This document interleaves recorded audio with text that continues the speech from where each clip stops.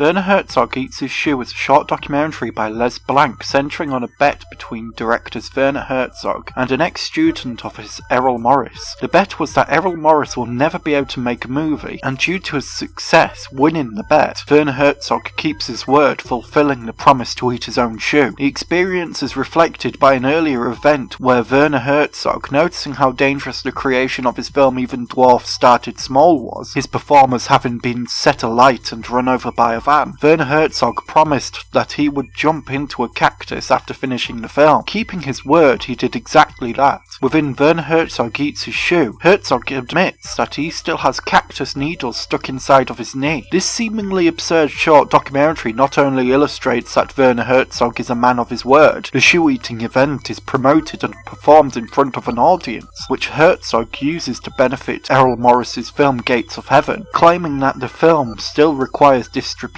But Werner Herzog also provides a mixture of insight into the process of filmmaking for beginners, while also delivering his distinctive critical wit to the whole situation. As an audience member asks how Errol Morris funded Gates of Heaven, Werner Herzog suggests that Errol borrowed money from everywhere, even stealing the necessary equipment needed to make the film. Errol Morris's intuition for filmmaking was passionate, clearly adamant on finishing his documentary. A major concern for many independent and beginning filmmakers is funding. How can you make a film without money? Well, not impossible. Many zero-budget films exist now. That filmmaking has become easier much more than ever, with access to digital editing, and every new mobile phone model having a digital camera built in. Money is clearly still a major aspect of filmmaking. Researchers need to get paid, cinematographers need to get paid, sound recordists, contributors, producers, the cast and crew need to get paid. Learning from Errol Morris's experience borrowing money, saving up and simply taking the equipment wherever a filmmaker can, proposes a frugal, semi-anti-establishment approach to beginner filmmaking. When limitations are placed in the way of the filmmaker, it is up to the filmmaker to find solutions. Werner Herzog, clearly knowledgeable about how difficult this process is for new filmmakers, had thought Errol Morris would struggle to overcome such an obstacle, while Werner Herzog was happy enough to fulfill his promise of eating a shoe